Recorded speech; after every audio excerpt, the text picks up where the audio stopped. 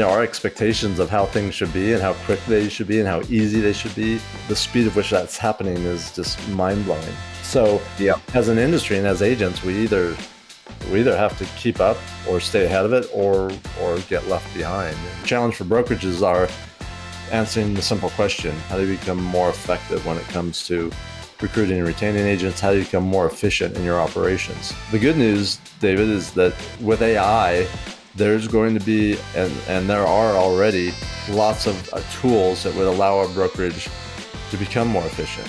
Whether it's they're developing AI agents to help agents with their lead gen, their lead follow-up, the brokerage has to figure out how to become more efficient for them to be viable. And one of the ways to do that is to leverage technology.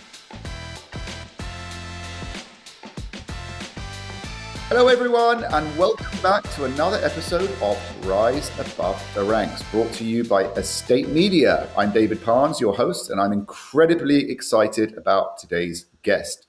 Joining me is Chris Heller, the former CEO of Keller Williams, and now the Chief Real Estate Officer at OJO Labs. Is that right, Chris? OJO or OJO, should I pronounce it? It's OJO, but we rebranded Movoto, and then 6 weeks ago we were bought by Lower Mortgage. So now I am the Chief Growth Officer for Lower Mortgage, and we own and operate Movoto.com, the property portal. Love it. You don't mess around, Chris. So Chris has been at the forefront of major industry shifts, from leading one of the largest brokerages in the world to now driving innovation at a cutting edge. It's a real estate tech company. Is that right? Yeah, we're a real estate tech company that was acquired by a mortgage company, and now we've combined the two. Love it. Love it. Okay. In today's episodes, we'll learn a lot about that in the episode, but we're also going to be talking about where real estate is headed and what agents need to do to stay ahead. Anything from AI to automation and habits that define performing agents. This episode is going to be packed with insights. And if you're serious about staying relevant in a fast-paced market, you're not going to want to miss this one. Chris, welcome to the show. Thanks, David. I'm always excited to talk real estate. Me too, by the way. It's addictive, isn't it? It is, and for the last few years, it's been a very interesting topic. Lots going on, and lot will be going on. Agreed.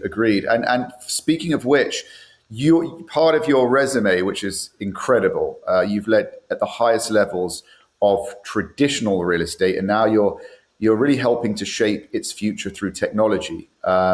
What inspired your evolution from running Keller Williams to driving innovation at your new company, the mortgage and tech company? And what market signals or data convinced you that the industry needed this shift? So, look, I've always challenged the status quo. Like, I've never been satisfied with how things are. A lot of people in different industries are, they don't like change, or they like keeping things the same. I'm the opposite. I love change. I love challenges. I think everything, always looking for ways to improve. And if you're always looking for ways to improve and do things better, then you better like change, right? Because that means that you need to change.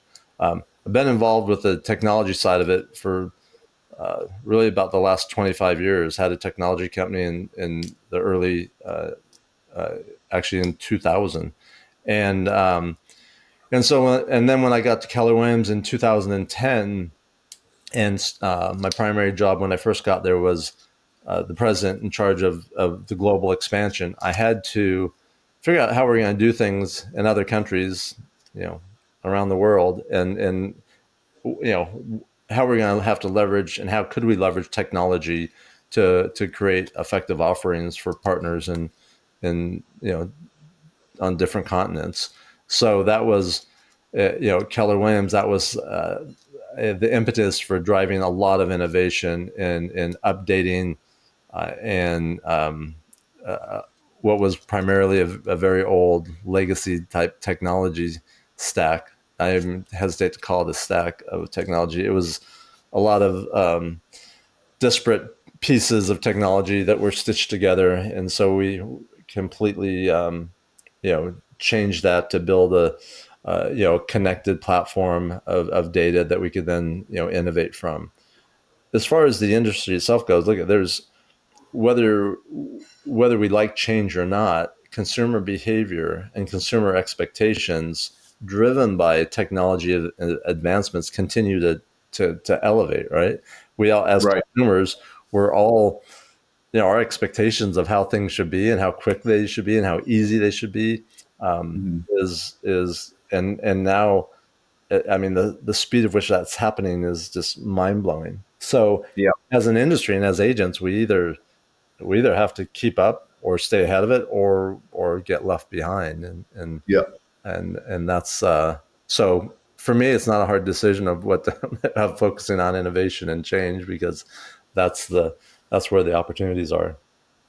Love it, love it, and you've seen firsthand, how tech is changing the way people buy and sell homes.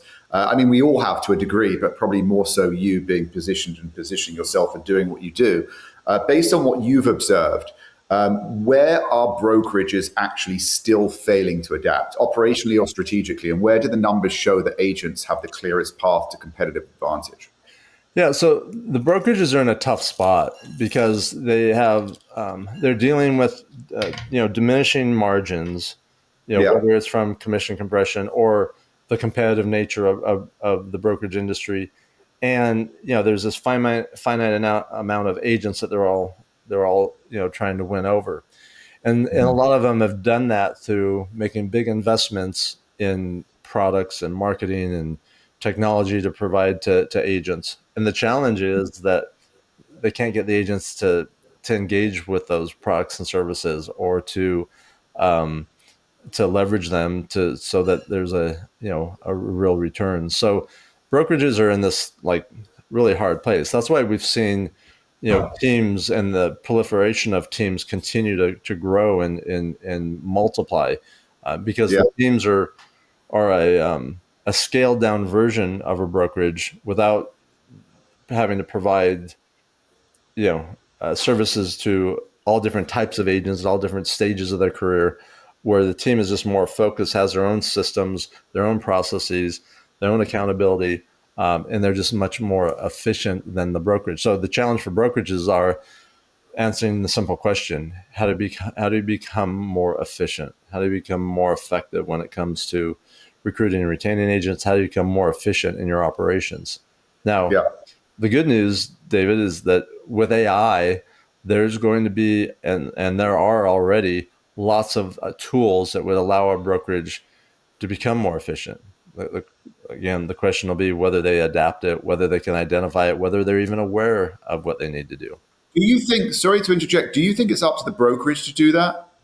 The brokerages, or will there just be technology that is just available to agents, that isn't brokerage specific to be Yeah, formed? and look, I think both will be happening simultaneously. Now, I'm not saying it's the brokerage's responsibility to provide those for the agents. Some Mm. brokerages, that may be their strategy.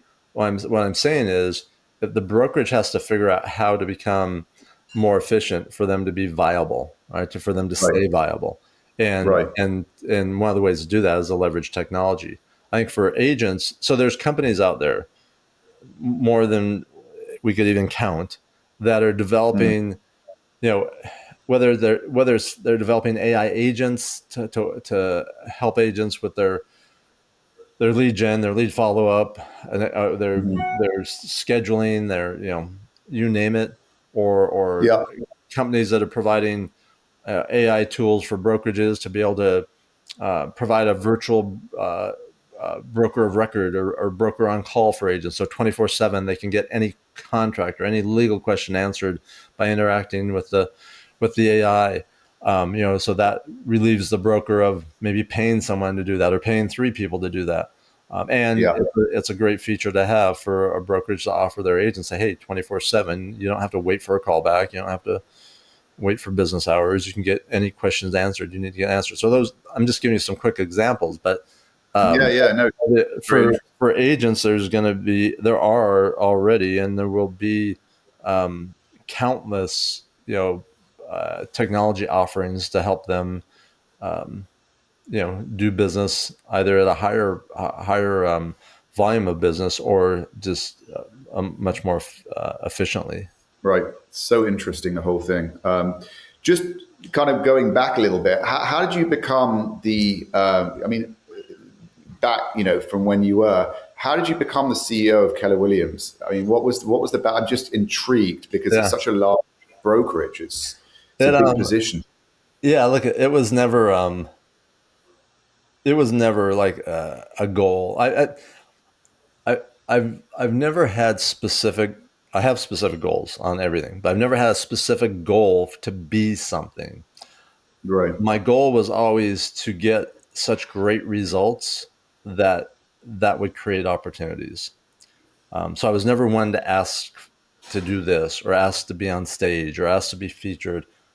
My mindset was always, I'm going to get results at such a high level that they're not going to not be able to ask me to be this or to do that or be that.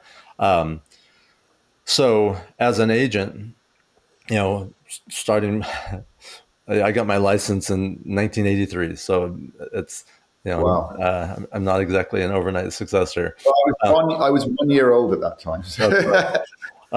Yeah, I might have sold your parents a home. So I back then it was okay. How do I be the best agent? And this is before Teams. This is before the internet, really. So we were, nothing was computerized. But it was like, okay, I want to sell a lot of homes because I want to make a lot of money because I want the financial freedom of that. And as my business kept going and my business kept growing, then I kept needing to hire people to do that. In 2004, I joined Keller Williams as an agent.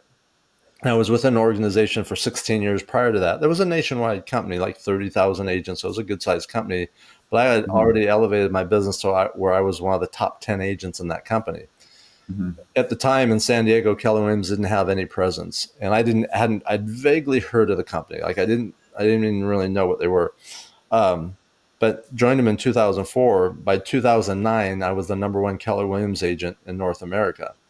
And Wow. so the company, the leadership had an opportunity to experience me for those, from 2004 to 2009 and to see what I was doing and how I was doing it.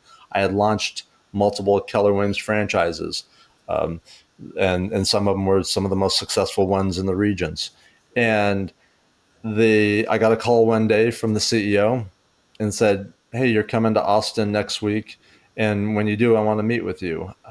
He said Wow. he said for several years we've talked about going international, and there's two reasons why we haven't. Number one, Gary said until we're this size, we didn't want us to lose focus on North America. He said within a year or two we'll hit those marks and want to go international. He said number two, we never had the person we thought could do it, and we think you'd be the perfect person. And if you said, if you're interested, I'd like to talk to you next week about that. I go, I can answer you right now. I'm interested. Now, I didn't know what I was saying. I was interested. I didn't know anything about building an international real estate company or launching Keller Williams in other countries, but I knew it was a big challenge and a big opportunity. And those are two things Yeah. I'm addicted to, is big challenges and big opportunities. So, make a long story short, for 5 years I did that. I think I exceeded their wildest expectations of what could happen, and successfully launched in over 20 countries. And at that point, the CEO was ready to step out of his role, and I was just the logical next choice because of the results that I had got.